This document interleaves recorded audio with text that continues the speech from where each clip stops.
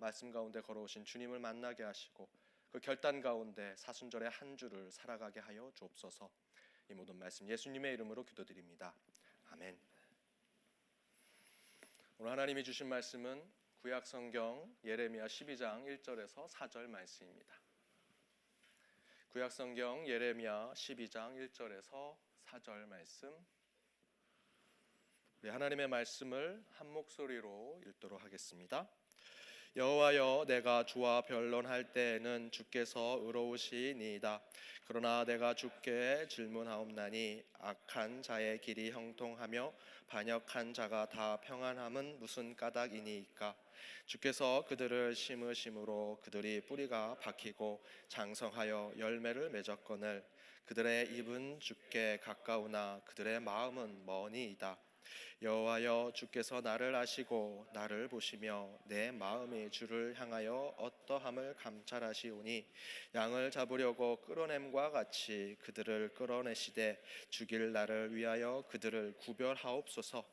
언제까지 이 땅이 슬퍼하며 온 지방의 채소가 마르리이까? 짐승과 새들도 멸절하게 되었사오니 이는 이 땅 주민이 악하여 스스로 말하기를 그가 우리의 나중일을 보지 못하리라 함이니이다. 아멘. 어느 식당에 한 손님이 술에 취해 잠에 골아 떨어져 있습니다. 두 명의 웨이터가 그 손님을 보면서 이야기합니다. 야, 저 손님 내 손님 아니야? 저렇게 자고 있으면 어떻게 빨리 깨워서 집에 보내라.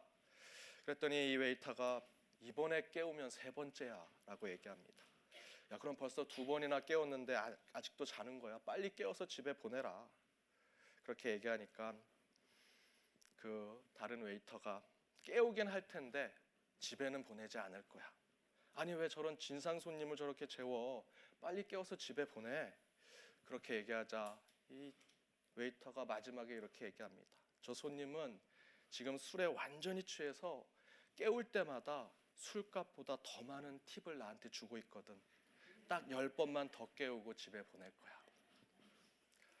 이 예화를 읽으면서 나의 영적 상태가 혹시 이런 상태가 아닌가 한번 생각을 해보았습니다. 영적으로 잠들어 있으면 사단이 우리를 어떻게 할지 모릅니다. 이 예화처럼 깨울 때마다 우리는 사단에게 유혹과 거짓에 빠지게 될지도 모른다라는 것입니다. 그래서 특별히 사순절 기간에 더욱 영적으로 우리는 깨어 있어야 할 것입니다. 이를 위해서 우리 교회에서 사순절 영성 훈련을 하고 있습니다. 그 가운데 여러분 동참하셔서 여러분의 영혼을 담고 있는 이 육체가 더욱더 건강할 수 있도록 땀 흘려 몸을 가볍게 만드시고 금식과 결단으로 영혼의 삶을 심플하게 하셔서 더욱 주님을 바라보고 십자가의 길을 걸어가는 저와 여러분이 되기를 바랍니다. 특별히 오늘 이 단에서 선포되는 말씀이 여러분의 영혼을 깨우는 말씀이 되기를 바랍니다. 우리 주변에 있는 분들과 함께 이렇게 인사 나누기 원합니다. 깨어 말씀을 들읍시다. 깨어 말씀을 들읍시다. 오늘 말씀이 여러분의 영혼을 깨우길 바랍니다. 함께 말씀을 나누고자 합니다. 사순절의 말씀 시리즈 오늘 두 번째, 하나님을 비난하고 싶을 때라는 제목으로 함께 나누고자 합니다. 제가 담임 목회자로서 누구에게 제일 욕을 먹겠습니까? 누가 저를 가장 많이 비난할까요? 물론 가장 먼저는 제 아내가 저를 많이 비난할 것입니다. 제가 우리 교회에서 우리 미국 교회를 빌려 쓰고 있는데 이 미국 교회 성도님들과 가끔 이런 얘기를 합니다. 그러면 저를 보고 제가 성탄절 그리고 성금요일 날 같이 예배를 드리고 가끔 제가 설교를 하는데 그 모습을 보고 이 성도님들이 You are so good, pastor 이렇게 얘기해 주십니다. 저한테 좋은 목사라고 얘기해 주십니다. 그래서 어떤 분은 You are so good이라고 얘기하고는 But my pastor is 하고 이제 얘기를 해야 되는데 더 얘기를 안 합니다. 그러면 제가 야, 너의 패스터도 좋지 않냐? 라고 얘기하면 Yeah, okay, that's fine 하고 그냥 갑니다. 긍정도 부정도 안 하시는 거죠. 미국 목사님한테 얘기하시면 안 됩니다. 그렇게 대화하면서 제가 느끼는 것은 우리 성도님들이 거꾸로 된 상황이 되면 어떻게 하실까? 미국 목사님 정말 좋아 라고 얘기하면서 너네 목사님은 어떠니? 라고 얘기할 때 여러분도 글쎄 라고 하고 지나가지 않으실까? 저는 여러분이 그러지 않으시리라 믿습니다. 역시 아멘이 없네요. 1부 때도 없었는데. 제가 농담처럼 이야기했지만 솔직한 이야기는 저의 개인적인 문제를 넘어서 각 교회 목사님들이 비난받고 욕을 먹는다면 누구에게 먹겠습니까?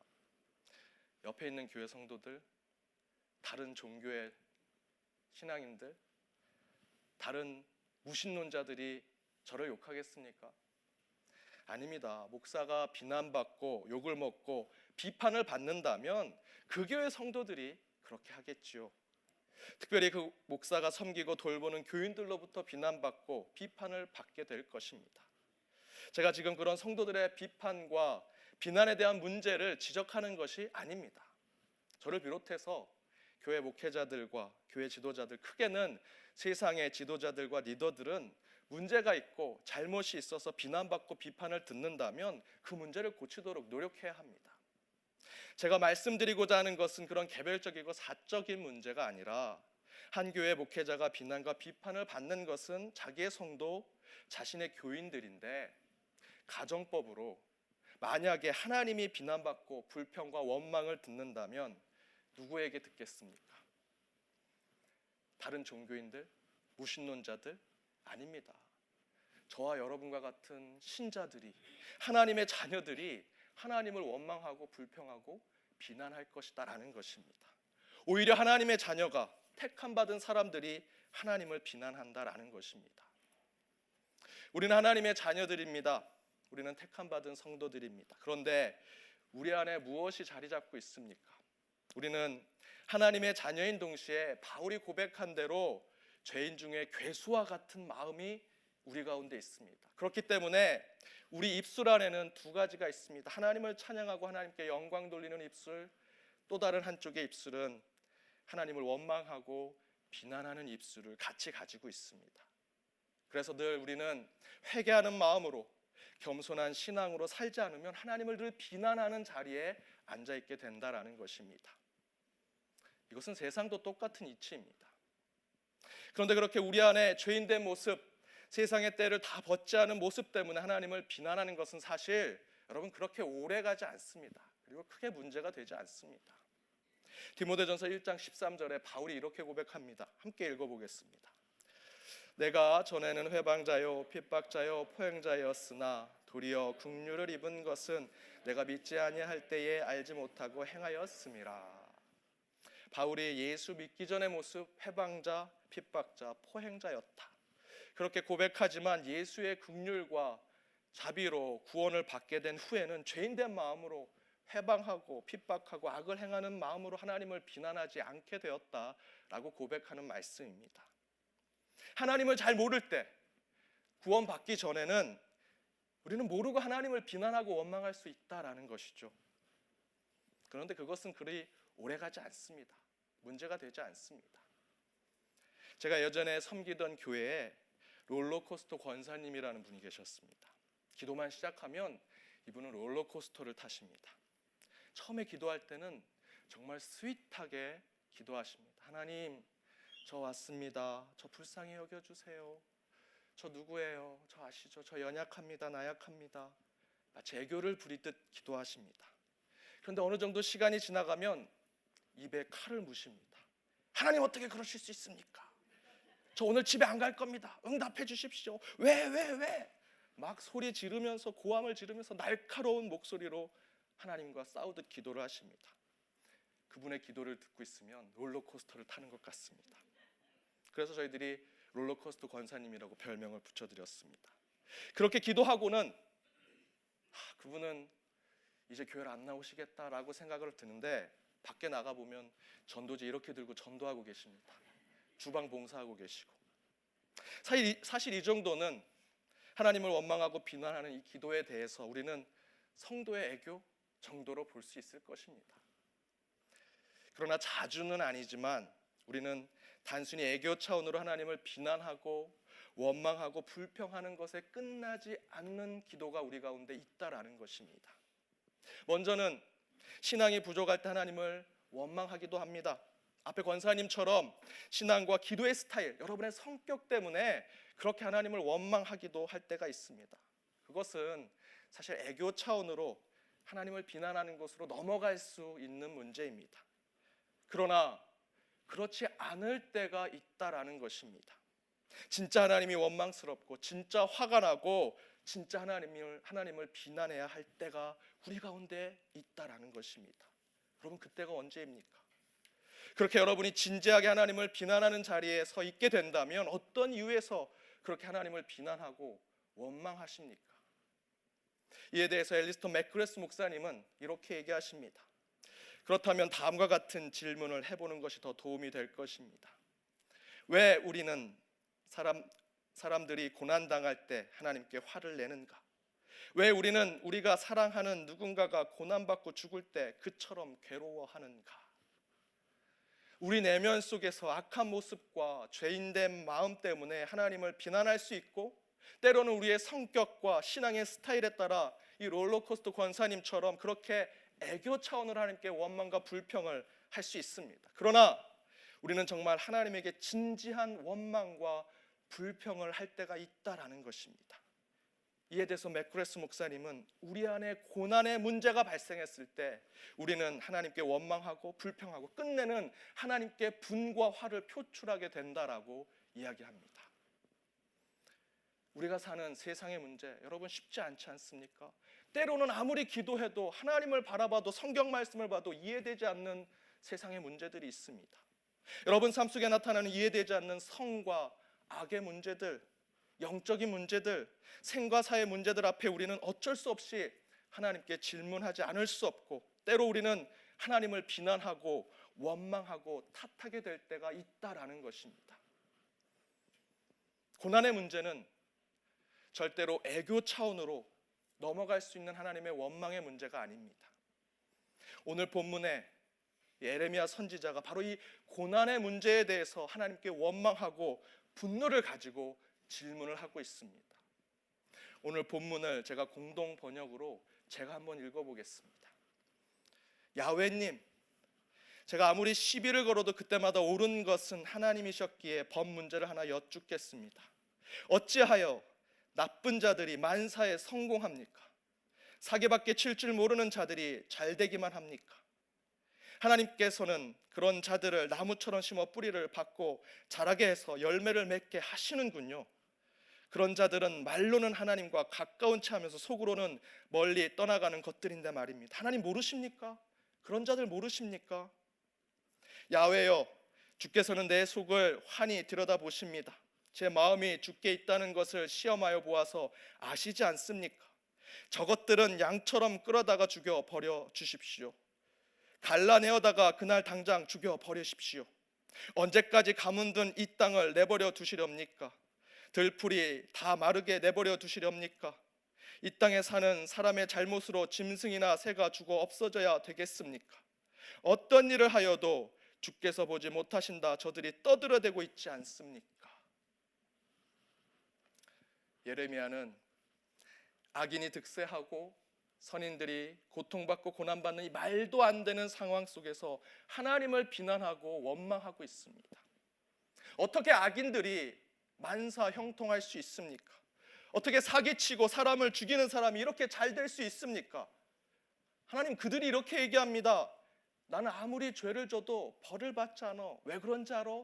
너희들이 믿는 하나님은 존재하지 않기 때문이야 라고 얘기하는 것이 오늘 4절의 말씀입니다.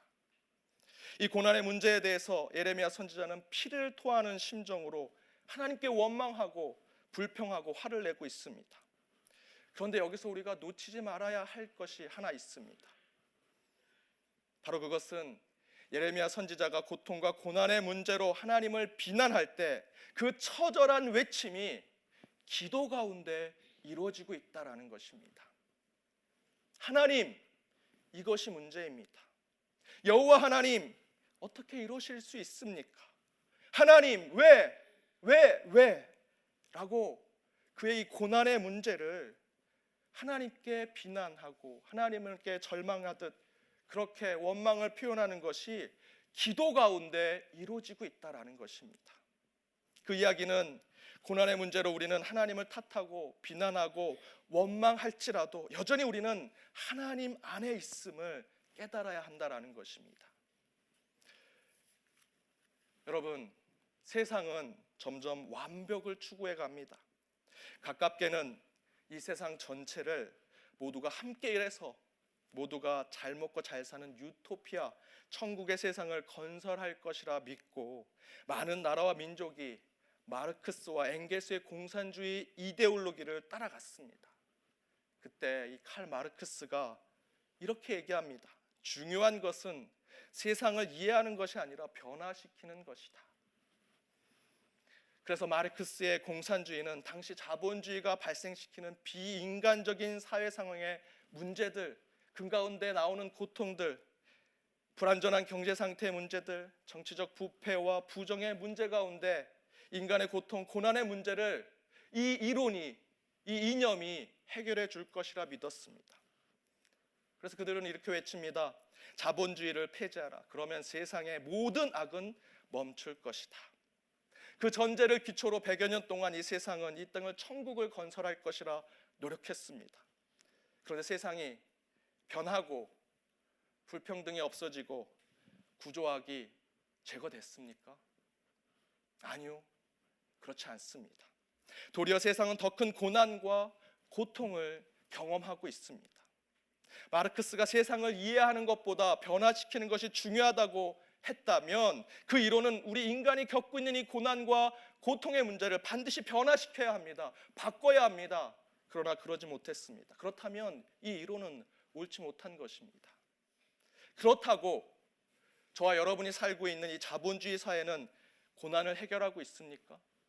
저는 전혀 그렇지 못하고 있다고 생각합니다. 이념의 싸움에서 마르크스의 이론이 졌을 뿐이지 우리가 사는 돈 중심의 이 자본주의 세상도 결코 우리가 겪고 있는 고난과 고통의 문제를 해결하지 못하고 있습니다. 사회적 고난의 문제가 그렇다면 우리 개별적인 여러분 실존의 여러분 한 사람 한 사람의 문제, 여러분의 육체의 고난, 여러분의 정신적인 고통의 문제 해결되고 있습니까? 세상이 발전하고 과학이 진보하고 있다면 해결돼야 될 텐데 그런데 전혀 그렇지 못합니다. 의학의 발전에서 여러분의 육체의 고통이 줄어들고 있습니까? 저희 할아버지가 겪으셨던 그 질병의 고통 저도 지금 똑같이 겪고 그 고통의 수치는 달라지지 않습니다. 인간관계의 문제에 있어서 좀 더 가까워지고 좀 더 자주 접촉하면 우리 정신도 좀 더 좋아지겠지라고 생각합니다. 그래서 SNS가 그 관계망이 곳곳에 퍼졌습니다. 우리는 더 자주 접촉하고 있고 더 가까워진 것 같습니다. 그렇게 진보하고 발전했는데 우리 인간의 정신적 고통이 점점 줄어들고 있습니까? 아닙니다. SNS가 발전해서 오히려 인간적 정신적 문제가 심각해지고 있다라고 보도가 나오고 자료들이 나오고 있습니다. 그럼에도 불구하고 세상의 이론과 과학, 사상, 심지어 종교들도 여전히 고통의 문제를 해결할 수 있다라고 자신하고 있습니다. 그리고 그 문제를 해결하는 것이 진보요, 발전이라고 말합니다. 그런데 모든 세상이 그 고난의 문제를 해결하는 것에 초점을 맞추고 있을 때 우리가 갖고 있는 신앙 그리고 이 기독교는 그 반대를 이야기하고 있습니다. 세 개의 성경 구절을 함께 읽어보도록 하겠습니다. 히브리서 2장 18절입니다. 함께 읽겠습니다. 그가 시험을 받아 고난을 당하셨은즉 시험 받는 자들을 능히 도우실 수 있느니라. 베드로전서 말씀입니다. 부당하게 고난을 받아도 하나님을 생각함으로 슬픔을 참으면 이는 아름다우며 선을 행함으로 고난을 받고 참으면 이는 하나님 앞에 아름다우니라. 시편 119편 71절입니다. 함께 읽겠습니다. 고난 당한 것이 내게 유익이라 이로 말미암아 내가 주의 율례들을 배우게 되었나이다. 아멘. 우리 신앙 속에서 고난은 도리어 믿는 자들에게 더 깊은 신앙의 뿌리를 내리게 하고 있다라고 설명합니다. 세상은 고난과 아픔으로 벗어나게 한다고 포장하면서 이야기하지만 우리 신앙은 그렇지 않습니다. 우리는 고난 중에 주님을 만나고 고통과 시험 가운데 주님의 도움을 받게 되며 아픔과 상처 가운데 참된 유익과 깨달음을 얻게 된다라는 것입니다. 우리 인간의 고난과 아픔은 주님을 더욱 이해하고 더욱 십자가를 깨닫게 하며 더욱 하나님 나라가 무엇인지 알게 한다는 것입니다. 여러분, 고난을 알고 고난을 경험해야만 하나님 사랑할 수 있고 더불어 이웃도 사랑할 수 있는 것입니다. 따라서 믿는 자들의 구원은 고난을 통해서 이루어집니다. 특별히 교회 공동체, 우리 신앙 가운데 다시 말씀드리면 우리가 이 믿는 자들의 구원은 바로 고난을 통해서만 이루어진다. 그래서 맥그레스 목사님은 이렇게 설명하십니다. 누군가가 죽었을 때 느끼는 상실감과 슬픔은 우리가 그들을 얼마나 사랑하느냐에 비례한다. 사랑하는 사람들이 고난을 받을 때 우리도 같이 고난을 받는 것이다. 여러분, 사랑은 좋은 것만 있는 것이 아닙니다. 사랑이 더 깊어지기 위해서는 여러분 가운데 고난이 있어야 합니다. 사랑과 고난은 비례한다라는 것입니다. 우리 신앙 안에서 믿음과 구원을 더욱 단단하게 만드는 것은 기도할 때마다 응답받는 것, 늘 건강하고 형통하고 일이 잘 풀리고 좋아 보일 때 믿음과 구원이 단단하게 뿌리를 내리는 것이 아니라 내가 병들어 죽음의 쓴맛을 맛볼 때, 내가 죽을 지경에 빠져 고통을 치열하게 경험할 때, 인생의 큰 웅덩이에 빠지고 풍랑을 맞아서 오도 가도 못하는 괴로움 가운데 눈물을 흘릴 때, 바로 그때 우리는 진짜 구원, 참된 믿음을 깨닫게 된다라는 것입니다. 그것을 우리 주님께서는 삶을 통해서, 그분의 삶을 통해서 더불어 골고다의 언덕과 십자가야 그의 죽음을 통해서 우리에게 알려주신 것이고, 우리는 그것을 이 사순절 기간에 묵상하고 실천하는 것입니다. 그렇다면 우리는 다시 예레미야 선지자의 기도로 돌아가야 할 것입니다. 예레미야는 고난의 문제로 우리가 상상하는 것보다 더 심각하게 하나님을 비난하고 욕하고 원망하고 있습니다. 그러나 그것이 기도라는 형식으로 하나님께 향해 있다라는 것에 우리는 주목해야 합니다. 하나님을 비난할 수 있습니다. 진지하게 우리의 고난과 아픔의 문제로 하나님을 철저하게 비난하고 비판하고 원망하고 때로는 욕할 수 있습니다. 그러나 적어도 그런 고난과 아픔, 도저히 이해가 되지 않는 악의 문제와 억울함의 상황을 경험하고 겪어왔음에도 불구하고 아직도 나는 그리스도인입니다 라고 고백하는 저와 여러분이 그 믿음을 가지고 그렇게 기도한다면, 저는 예레미야처럼 하나님께 묻는 자, 하나님께 기도하는 자로 그 고통과 고난의 문제가 신앙 가운데 해결되리라 믿습니다. 지난주 설교처럼 고난의 문제 속에서 우리 신앙의 것을 풀어내는 방법은 역설의 신앙인이 되는 것입니다. 예수님이 왜 죽으셨습니까? 그 간단한 응답은 예수님께서 우리를 너무 사랑하시기 때문입니다.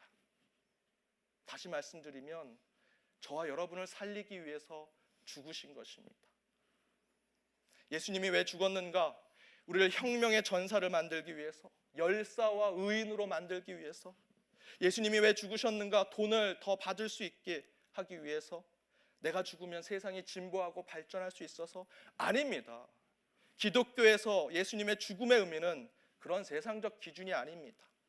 역설적이게도 나를 살리기 위해서 예수님은 죽으셨습니다. 사랑하기 때문에 죽으셨고, 죽어 마땅한 우리를 구원하시기 위해서 대신 십자가에 달리셨다라는 것입니다. 바로 그것이 고난에 대한 우리 그리스도인이 가져야 할 믿음인 것입니다. 바로 이 고난에 대한 믿음을 너무나 잘 설명한 한 권의 책, 또 최근에 나온 영화가 있습니다. 엔도 슈샤크의 침묵이라는 책입니다. 이 소설을 원작으로 최근에 마틴 스콜세지가 수십 년간의 저작권을 갖기 위해서 기다렸다가 최근에 영화로 개봉을 했습니다. 사일런스라는 제목으로 개봉을 했습니다. 그런데 바로 이 소설이 이 고난에 대해 침묵하는 하나님을 비난하고 원망하고 비판하고 싶을 때 어떻게 우리는 그 믿음을 지켜낼 수 있는지를 잘 설명하고 있습니다. 이 소설에 대한 이야기로 오늘 말씀을 마치고자 합니다. 1635년 일본의 독국가 막부 시대에 예수회의 아주 유명한 신부가 선교사로 일본에 들어갑니다. 선교사로 유명한 자였습니다. 그런데 그가 멀리서 그 일본에서 배교했다는 소식이 교황청에 들려옵니다. 그의 두 제자는 있을 수 없는 일이라면서 매우 혼동스러워합니다. 그리고 그 마음을 가지고 그들도 일본으로 선교사로 떠납니다. 스승이 정말 배교를 했는지, 그리고 스승이 다하지 못한 선교 사역을 마무리하기 위해서 그들도 몰래 일본으로 들어갑니다. 몰래 일본에 들어간 그 마을에는 그 선교사가 뿌려놓은 복음의 씨로 그 많은 그 마을에 기독교 신자들이 있는 것을 알게 됩니다. 그래서 몰래 그들과 함께 예배를 드리고 복음을 전합니다. 그런데 배교와 회심을 반복하던 한 일본 신자가 이 신부를 고발해서 이 신부도 감옥에 갇히게 되고 배교를 강요받게 됩니다. 당시 막부 시대에 그들 이 선교사들에게 배교를 했던 방법은 예수님의 얼굴이 그려진 성화를 밟고 지나가게 하는 것이었습니다. 신부는 끝까지 그것을 거부하고 배교하지 않습니다. 나는 스승처럼 하지 않을 것이다 라고 결단한 것입니다. 그런데 그렇게 끝까지 배교를 거부하자 일본의 영주들이 상상하지 못하는 고문을 합니다. 신부에게 직접 고문하는 것이 아닙니다. 그 신부가 복음을 전하고 세례를 주고 믿음을 갖게 했던 그 신자들을 데려와서 눈앞에서 고문을 하는 것입니다. 소설에 나온 얘기대로 말씀드리면 참수를 하는데 바로 목을 베는 것이 아니라 그 목을 베는 모든 장면을 그 신부에게 보여줍니다. 또 보시는 지금 그림처럼 바닷가 위에 십자가를 세우고 거기에 그 신자들을 달아놓습니다. 밀물대는 강렬한 태양 가운데 힘들게 고통스럽게 비명을 지르고 있다가 밤이 돼서 바닷물이 다시 육지로 오면 그 십자가가 다 잠기게 되고 그때 죽어가는 신음과 고통 소리를 그 신부가 감옥에서 다 듣게 합니다. 또한 사람을 거꾸로 매달아서 귀에 상처를 내고 피가 한 방울 한 방울 떨어지는 곳으로 피를 말라 죽게 하는 그 모습을 직접 보게 합니다. 여러분 같으면 어떻게 하시겠습니까? 17세기에 일본에 건너간 선교사들이 상상하지 못하는 고문을 받고 복음을 전했습니다. 그런 잔인하고 야비한 고문을 통해 이 신부를 더욱더 괴롭게 하고 고통스럽게 합니다. 그때 신부가 끊임없이 기도합니다. 주님, 어디 계십니까? 제가 어떻게 해야 합니까? 제가 배교하지 않으면 사람들은 잔인하게 죽어갈 것입니다. 그러나 감히 하나님을 저버릴 수도 없습니다. 자살도 교리에 어긋납니다. 어떻게 해야 합니까? 말씀해 주십시오. 그때 하나님은 침묵하십니다. 소설에 이렇게 표현되어 있습니다. 바다는 한없이 넓고 슬프게 펼쳐져 있었지만 그때도 하나님은 바다 위에서 완고하게 침묵하고 있었다.